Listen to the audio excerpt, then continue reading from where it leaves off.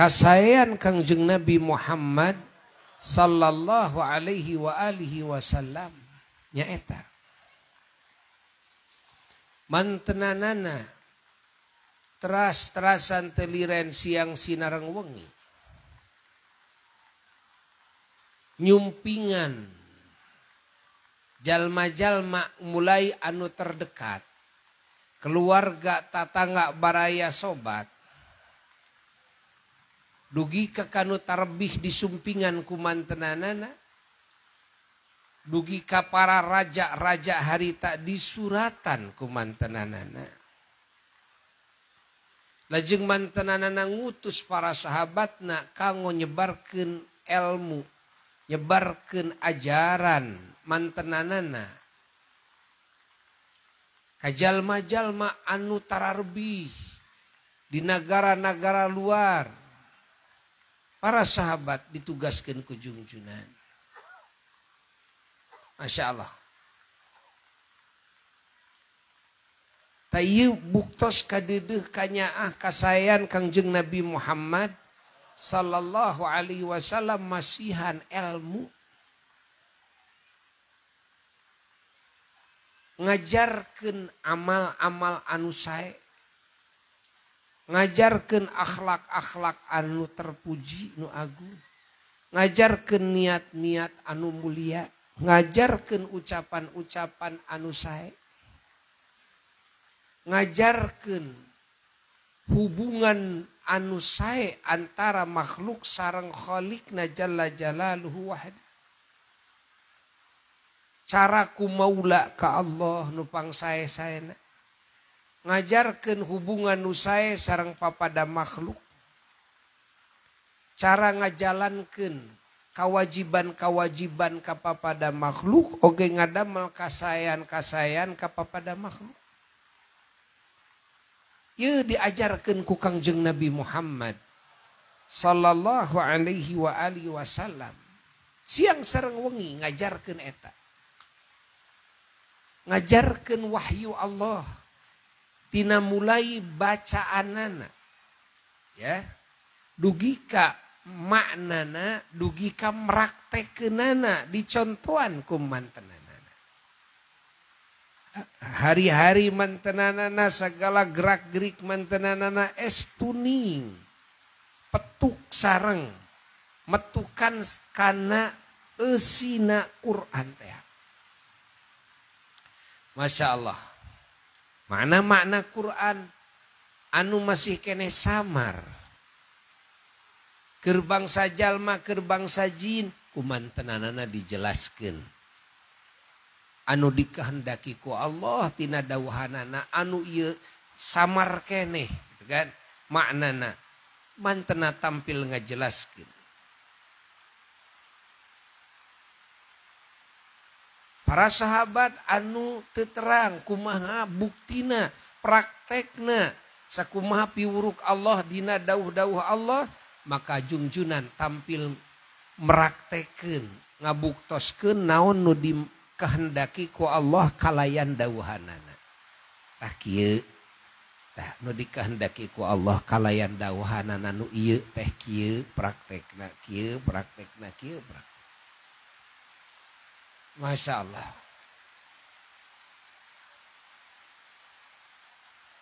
Bangsa jalma, bangsa jin dipika dedehna ku Nabi langkung-langkung. Tibatan makhluk Allah lain. Sebab bangsa jalma, bangsa jin ia adalah dua kelompok anu ku Allah subhanahu wa ta'ala rek dijadikeun ahli surga atau ahli neraka. Na'udzubillahi min dzalik. Anu ku Allah rek dijadikeun ahli surga. Dicirian ku Allah Ta'ala di dunya teh nyaeta ku iman anu sahih.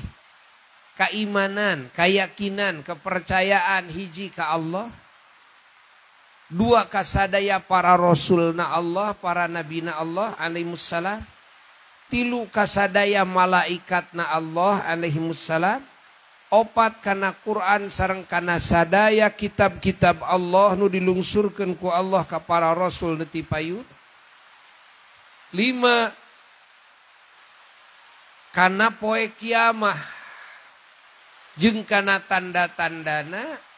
6 kana papasten hade goreng eta ti Allah Ta'ala naon nu tumiba ka makhluk eta ketentuan ti Allah. Eta papasten Allah. Kabehana ge ku Allah. Sanes ukur menang Allah. Sanes ukur nu Allah tapi kabehana ge ku Allah kabehanana. Rek hade rek goreng kabeh ku Allah. Mangrupa-rupa makhluk ciptaan Allah ya kabeh dirupa-rupana ge ku Allah. Dibeda-bedakeun ku Allah Ta'ala. Berbagai halna kitu Allah ngerasakeunana. Di saantero makhluk aya 2 kelompok anu ku Allah Subhanahu wa Ta'ala rek dijieun ahli surga. Oge rek dijieun ahli neraka.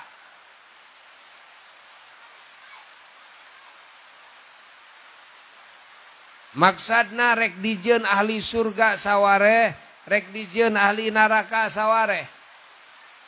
Nyaeta hiji golongan bangsa jalma, kedua golongan bangsa jin, termasuk setan di jerona.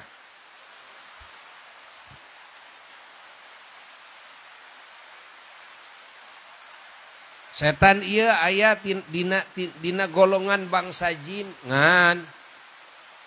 Ye setan ieu teu narima kana pituduh ti Allah Ta'ala. Penciptaanana sarua tina seuneu. Setan jeung jin teh ngan beda level seuneuna ieu ya. Derajat kapanasanana beda. Setan mah nu panas-panasna seuneuna oge. Sehingga teu narima deui kana pituduh ti Allah Ta'ala. Kitu Gusti ngerasakeunana. Ari bangsa jin mah ya, aya anu narima kana pituduh, aya nu teu narima kana pituduh. Ciga bangsa jelema sarua aya nu narima kana pituduh, aya nu teu narima kana pituduh. Saha ieu jalma atawa bangsa jin anu rek didamel ahli surga ku Allah dicirian di dunyana ku iman. Allah. Najan sakebrul apu imana. Najan hirupna bolokot ku dosa. Najan hirupna teu ngalakonan kawajiban-kawajiban dina syariat. Satungtung dina atina ngarasa manehanana salah. Satungtung dina atina mengakui bahwa manehanana menyimpang tina aturan Allah. Tegesna maranehanana teu nganggap boleh ninggalkeun eta kawajiban, teu menganggap boleh ngalakukeun eta paharaman.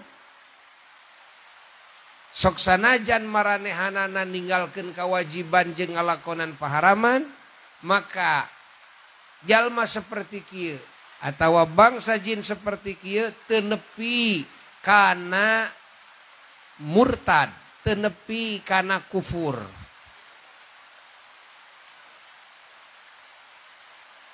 Pahami ku urang. Jelema anu boga imanan najan sakeprul apu jaga yaumul kiamah rek diasupkeun ka surga. Najan tara salat, tara puasa, tara zakat, teu pernah munggah haji. Najan gawena doraka jeung doraka. Gawena maling, gawena zina, gawena judi, gawena segala rupa gitu kan. Catatanana nu tadi. Catatan tenganggap boleh karena ninggalkeun kewajiban. Ya, tenganggap boleh karena ninggalkeun karena ngalakonan paharaman. Menyadari bahwa kalakuan manehanana menyimpang tina aturan. Menyadari bahwa dirina ngalakonan kesalahan. Maka ieu henteu nepi kana kufur. Najan teu salat, teu asup kana hukum kafir. Najan teu puasa, kan? Najan tara zakat, teu asup. Soteh nu asup kana kelas kafir nyaeta ketika ieu jalma nganggap bolehlah teu ngalakonan wajib eta oge. Atawa boleh ngalakonan paharaman eta oge teu ngarasa dosa, teu salat teu ngarasa dosa, teu puasa Ramadan teu ngarasa dosa, teu zakat teu ngarasa dosa. Naon sababna? Da teu nganggap salah, da boga anggapanana menang, teu salat oge gitu kan. Seperti jalma anu nganggap halal karena minum arak, karena narkoba, mengidap narkoba, halal karena judi nganggap halal, karena zina nganggap halal, karena maling nganggap halal, karena gasab nganggap halal, karena ghibah, karena namimah lamun nganggap halal, karena perkara anu tos diharamkeun sarta diijmakeun haramna, maka eta murtad. Seperti ya nganggap menang ninggalkeun kewajiban-kewajiban ti Allah dina hirup anu ieu kewajibanana geus diijmakeun. Ta eta kakarak eta mah bisa copot tina iman, tina wilayah Islam ya. Ieu murtad hukumna naudzubillahi min dzalik tsumma naudzubillah tsumma naudzubillah. Adapun jalma mengingkari karena hukum wajib nu diikhtilafkeun, sunnah nu diikhtilafkeun, haram nu diikhtilafkeun, makruh nu diikhtilafkeun, eta teu nepi kana murtad. Oge jalma nu ninggalkeun wajib tapi alasanana kedul. Jalma nu ngalakonan haram boga rasa eta teh salah, gitu kan? Tapi karena beuki kan? Ieu teu nepi kana murtad itu. Tapi ieu kabeh dosa gede. Ieu kabeh dosa gede. Sakur dosa gede teu bisa kakifaratan ku ibadah. Naon bae? Ibadah-ibadah anu ngifaratan kana dosa nu dimaksud adalah dosa leutik. Kumaha hayang hilang ieu dosa gede, mau tidak mau kudu taubat eta maka Allah. Kumaha prak-prakan tobat teh hate sing boga rasa kaduhu geus lancang ka pangeran. Boga rasa kaduhu geus doraka ka Allah, geus ngadzalimi makhluk anu ku Allah Ta'ala dilarang, geus ninggalkeun kewajiban, boga rasa kaduhu. Oge nyuhunkeun ka Allah Ta'ala pangampura jeung bertekad moal ngalakonan deui. Tah ieu ngaranna taubat. Ya. Lamun pernah ninggalkeun salat kodoan. Lamun pernah ninggalkeun saum Ramadan kodoan. Lamun pernah teu ngaluarkeun zakat kodoan irah bae. Tiheula kungsi teu zakat fitrah meureun aya 10 kali teu zakat fitrah kodoan. Teu kudu ngadaguan bulan Syawal tanggal 1 Syawal ya. Kata poe itu kudu. Teu ayeuna ge ngodoan zakat boleh, niat ngodoan zakat. Ngaluarkeun zakat kodonya pek. Itu ya. Allah. Fahami ku urang sadayana. Paham? Tak iya dosa-dosa ageng iya teu bisa leungit lamun can ditaubatan. Ai dosa alit mah kakifaratan ku sholawat, kakifaratan ku zikir, kakifaratan ku sedekah, kakifaratan ku salat, kakifaratan ku saum, kakifaratan ku warna-warni amal soleh. Warna-warni amal soleh yang kifaratan dosa-dosa alit. Ya. Tah gitu. Tapi perlu jadi catatan keur sararea bahwa sahajal manu imana weuteuh najan imana sagede siki bayem. Ya, panleutik. Sagede siki bayem.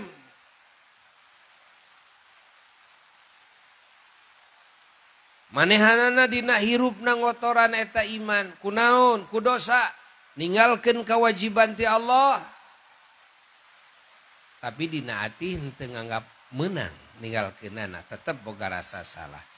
Atawa ngalakonan larangan Allah nu diharamkeun ku Allah. Tapi dina hati teu nganggap menang ngalakonan eta, tetep boga rasa salah. Tuluy ieu jalma teh mau teu kaburu taubat ka Allah Ta'ala. Tapi iman mah weuteuh, la ilaha illallah na dina hatena weuteuh. Muhammadur Rasulullah dina hatena weuteuh. Tekadna bahwa teu aya di pangeran angin Allah, bahwa Nabi Muhammad sallallahu alaihi wasallam adalah utusan Allah. Tah ieu iman bisa melaan manehanana. Kalawan dua rupa pembelaan anu pokok. Nu kahiji pembelaanana ieu jalma bisa menang pangampura Allah. Ya. Bisa menang pangampura Allah tetulus akhirnya disiksana. Atawa ieu jalma menang syafaatna Rasulullah sallallahu alaihi wasallam. Mungkin karena manehna sok milu muludan ngagungkeun maulid Nabi. Mungkin manehna karena sok sholawat atawa sok naon bae sehingga Nabi kersa nyafaatan ka manehanana. Kan? Atau manehna sok milu muji-muji Nabi. Sehingga Nabi palai nyafaatan ka manehanana. Di mana Nabi mika palai nyafaatan ka sahabat, mulai nu bisa ngahalangan. Di mana Nabi alim nyafaatan ka sahabat, mulai nu bisa maksa. Kan? Nya kumaha kersa Kangjeng Nabi we. Nah, lamun Nabi nyafaatan salamat ijelma menang pangampura Allah walaupun manehna teu kungsi taubat. Atawa syafaat nabi-nabi sanes, rasul-rasul nu sanes, atawa syafaatna ulama, syafaatna hiji wali dati wali-wali Allah, syafaatna jalma nu mati syahid, syafaatna jalma nu saleh. Karena jalmi-jalmi ieu tos diuningakeun ku Nabi sallallahu alaihi wasallam ku Allah yaumul kiamah dipaparinan wewenang tiasa nyafaatan, tiasa melaan. Matak urang sing rajin hadiah. Ngahadiahkeun Fatihah, pangaosan dihadiahkeun, zikir hadiahkeun, shalawat hadiahkeun ka para luluhur, ka para gegeden, ya. Ka para kakasih Allah. Para nabi, para rasul, para malaikat terkhusus Kangjeng Nabi Muhammad sallallahu alaihi wasallam, ka para wali, para ulama, para syuhada, para solihin. Tuh. Sing rajin. Sing rajin seueur sholawat. Sing rajin ngagungkeun Kangjeng Nabi, kelahiranana diagungkeun ku urang. Lajeng Isra Mi'rajna diagungkeun ku urang. Urang ngayakeun acara kieu andemi ngagungkeun Nabi. Sing rajin, ieu teh salah satu link, salah satu cara, salah satu akses supaya orang kenging syafaat Kangjeng Nabi Muhammad sallallahu alaihi wa alihi wasallam. Tuh. Hiji tah. Jadi jelema anu mautna mawa dosa gede loba bisa dihampura ku Allah atawa aya nu nyafaatan teh lajeng dihampura ku Allah teu tulus disiksana. Lamun keur disiksa dieureunkeun tina siksaanana. Tuluy diasupkeun ka surga. Anu kadua, jelema nu ngotoran imana ku dosa-dosa gede. Bari loba umpamana dosana kan. Atawa jelema ngotoran imana ku dosa leutik. Najan leutikna teh leutik pisan. Dosana teh segede siki bayem. Ya. Tuluy ku Allah teu dihampura.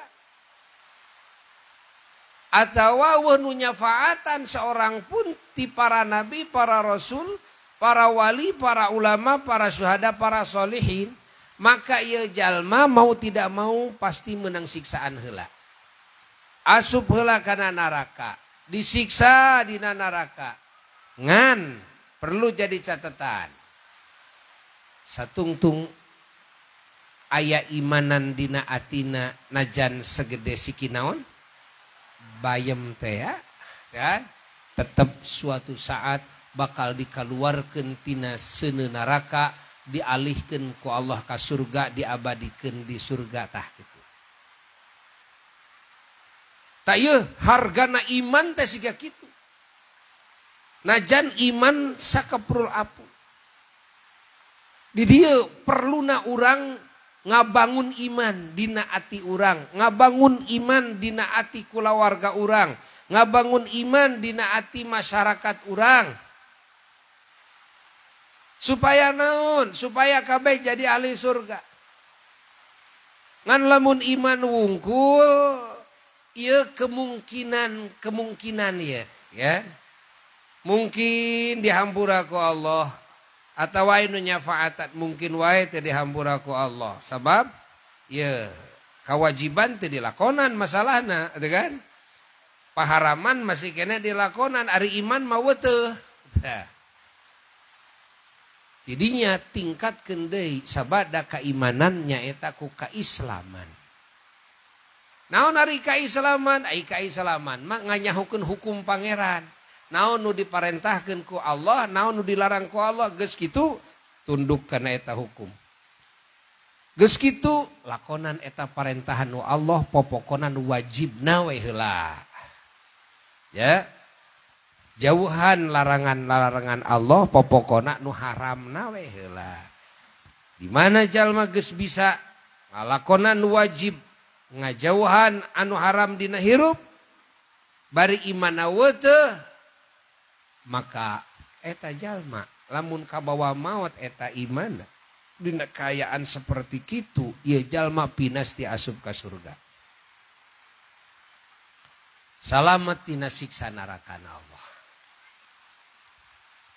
Allah. Tangke di surga ge martabat-martabat, darajat-darajat. Aya kanikmatan surga anu pokok. Ya, aya kanikmatan surga anu mangrupakeun bonus. Ari kanikmatan surga nu pokok beunang ku ukur iman wungkul. Najan sagede siki naon tadi? Bayam. Beunang tah nikmat surga nu pokok. Ya. Nu pokok ge aya dua. Aya nu pokok tingkat panghandapna, aya nu pokok teh tingkat luhur tapi pokok. Beunangna kumaha? Beunangna eta mah ku ngalakonan kawajiban. Ejeng ku ngajauhan paharaman. Bos ka surga. Munang deui nikmat tina salat, tina puasa, tina zakat, tina haji. Naon nu pardu-pardu? Tina hadir dina majelis ilmu, tina nutup orat nu pardu. Padahal teh pardu. Tina silaturahmi, kan? Nah, oge tina ngajauhan paharaman. Tah tidinya aya bonus. Bonus mang pirang-pirang kenikmatan di surga nyaeta eta mah ku ngalakonan pasunatan jeung ku ngajauhan pamakruhan. salat jeung sunatna dina jero salat oge pan aya rukun ya. Aya rukun aya pasunatan dina jero salatna ye. Pasunatanana dijalankeun, tasbih-tasbihna dijalankeun, dikir-dikirna, doa-doana dijalankeun. Pasunatan ieu nya. Tuh. Lajeng gerakan-gerakan anggotana dilakukan gitu kan, pasunatan-pasunatan seperti ngangkat panangan kita. Ngangkat panangan teh sunat. Itu teh sunat, ngangkat panangan. Kan? Teu ngangkat panangan di dia unggul gitu tah. Allahu Akbar. Sami Allah liman hamidah. Teu dikadiekeun deui. Tah, teu menang bonus gitulah intina mah. Menang pokok we. Gaji pokok teu aya gaji tunjangan itu, tunjangan ieu, tunjangan teu aya, teu aya. Pan ari gaji mah nya najan jadi presiden ge nu pokok mah da teu gede-gede teuing. Bener henteu? Ya bener henteu? Ya komo gaji anu panghandapna mah teu gede-gede teuing. Tapi nu jadi gede teh tina naon? Bonus, matak sarieun teh jeung hareupan erek ieu teh naon? Pensiun. Eta teh geus mulai deg-degan rek pensiun teh duh kumaha ieu. Pensiun naon sababna? Leungit. Leungit bonus aya gaji pokok mah dibikeun eta teh. Karyawan pemerintah teh nya. Ngan lamun dibalikeun deui kana bonus, walah. Geus begitu tah, nya. Geus sagala dipangkas geus kitu mah. Nu tuman biasana hari-harina tuang jeung cokor sapi, siap-siap we ayeuna mah tuang jeung asin eneng-eneng deui. Kan? Kudu siap, mau tidak mau kudu siap, kan? Tah kitu. Ya. Tah kitu. Nu biasana nganggo mobil mewah bensina ge naon? Pertama, wayahna we kudu siap ya nu sesena anu 1000 ayeuna mah gitu kan. Kitu tah. Bensin oge anu kitu. Kudu siap deui no sababna bonus geus eueuh. Tadi surga aya anu dipasihan bonus, aya anu pokok. Nu pokok mah cenah tina ngalakonan fardu, tina ngajauhan paraman. Bonus mah tina ngalakonan pasunatan, ngajauhan pamakruhan. Bonus eta mah. Gitu. Sahajal manu hayang sampurna nikmatna, hayang pangluhurna darajatna engke di surga, lobaan we pasunatan, sabada fardu. Tuh.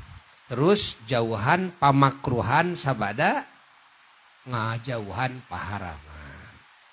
Matak pasunatan ge kudu dikanyahukeun ku urang. Aya ngaranna syariat Islam ya. Syariat Islam. Ya. Kitu. Hayang leuwih sampurna deui, ya, nyaeta ihsan. Naon ari ihsan? Ihsan mah sagala rupa teh make akhlak, make adab, make tata titi duduga prayoga. Rek wudu make tata titi duduga prayoga, make tata krama sopan santun. Rek salat kitu, rek tuang leueut kitu. Masya Allah, bade kulem gugah kulem. Eta mah sagala make tata titi duduga prayoga, make sopan santun nu diajarkeun ku Allah melalui Kangjeng Nabi Muhammad sallallahu alaihi wasallam. Ya. Tah di urang mah baheula jang nya ajaran teh ajaran nepi ka ihsan. Matak di urang mah tong boro mah jang nu wajib jeung nu haram. Di urang mah aya basa kolot. Naon basa kolot teh? Ulah sok ngamubah-mubah. Gitu sanes? Gitu sanes? Ulah sok ngamubah-mubah. Naon mubah teh? Mubah teh menang. Nu menang ge ulah. Tak kolot urang tah. Ulah sok ngamubah, mubah ai mubah teh naon? Menang. Nu menang ge ulah. Masya Allah. Hartina kumaha? Hartina dina hirup ulah aya hukum mubah anu digarap ku urang. Anu mubah teh sing sina jadi ibadah. Sina jadi wajib. Teu bisa satidakna jadi hukum sunat. Sehingga jadi ibadah tanu mubah teh. Naon nu mubah teh? Dahar nginum mubah, kulem mubah. Itu kan? Sagala kahirupan seseueurna dina kahirupan manusia eta mubah. Tah kolot urang mah nepi kahirup teh eueuh nu mubah. Ayana naon? Mun teu wajib sunat. Masya Allah, Masya Allah, Masya Allah. Catat di ku urang sadayana. Tuluy kolot urang mah dugika digebudkeun. Ngaran kurang hade sekalipun geus we pamali. Aya bahasa pamali? Aya. Pamali. Dan naon pamali teh lain keur urang eta mah lain. Lain kalakuan urang. Lain hamba Allah mah nya entong ngalakukeun kitu. Gitu kan? Pamali. Pamali teh mun ditapakuran eta dina basa kolot kapeung haram. Pamali teh kapeung makruh. Pamali teh kapeung kurang hade. Makruh ge henteu ngan ieu teh khilaful aula kurang hade. Tah nepi ka kitu ajaran kolot urang baheula mah. Naon sababna? Nu ngajarkeunana para wali songo. Anu para wali songo teh adalah tu dzurriyyah Kangjeng Nabi Muhammad sallallahu alaihi wasallam. Meureun we bangsa Indonesia nepi ka sohor peradabanana ka sadunya. Wangi bangsa Indonesia mah adab-adabana ge tata krama tuang dan sebagainya. Baheula mah cara diuk oge dengan lalaki jeung awewe teh kudu beda. Pan ayeuna mah awewe teh sarua jeung lalaki. Teu sarikna mah dahar ge bari cingogo. Bener henteu? Sok baheula kolot. Kumaha diukna cing lamun dahar awewe? Aduh nya emok teh nya ditilepan, ya, ditilepan. Katuang-tuang. Masya Allah. Masya Allah. Nah, urang sadayana mata kudu bunga sumpingna Kangjeng Nabi Muhammad sallallahu alaihi wasallam ngajarkeun ieu ilmu, Masya Allah. Sehingga sahabat bangsa jalma bangsa jin nu nampi ieu ilmu ti jungjunan digabruk ku kayakinan, kacintaan, pengagungan, maka ieu jalma ieu bangsa jin ngahak ka surgana Allah. Coba tuh ya. Ieu teh kasayan Kangjeng Nabi Muhammad sallallahu alaihi wasallam. Teu acan kasayanana engke bade masihan syafaat. Allah. Ieu kasayan jungjunan. Kasayan jungjunan kita bakal nyaur umatna. Sina ngariung di handapun benderana muga urang sing nu kalebet ka saur. Jungjunan ke bakal nyaur umatna sina lebet kana lingkungan talaga mantenanana nupang endahna nupang nikmatna anu sing sajal mah bisa ngaleueut sargot weh tina talaga jungjunan eta jalma bakal leungit hanaangna leungit laparna salalawasna jeung totonen eta jalma jadi ahli surgana Allah. Tuh catat tuh. Ieu kabageuran saha? Kabageuran Kangjeng Nabi Muhammad. Jaga yaumal kiamah jungjunan manu ditataroskeun nu ditaliti anu diawasi teh umatna. Ieu kabageuran saha? Kangjeng Nabi Muhammad sallallahu alaihi wasallam jungjunan mah ieu umatna ayeuna hirup keneh jungjunan di alam kubur kalakuan urang teh diawasi teras ku mantenanana. Upami mantena ningali kana kalakuan urang boh lahir boh batin hade mantena muji ka Allah. Upama mantena ninggal kana kalakuan urang goreng mantena mangyuhunkeun pangampura ka Allah di alam kuburna. Tuh kabageuran saha? Kangjeng Nabi Muhammad sallallahu alaihi wasallam. Maka urang sing sering emut ka jungjunan sing sering sholawat salam ka junjunan, sing rajin nganyahokeun keagungan keunggulan junjunan, sing sering nganyahokeun oge ngupingkeun tentang kasayan junjunan, sing sering urang hadir dina majelis nganyahokeun ajaran junjunan, sing rajin ngamalkeun kana ajaran junjunan.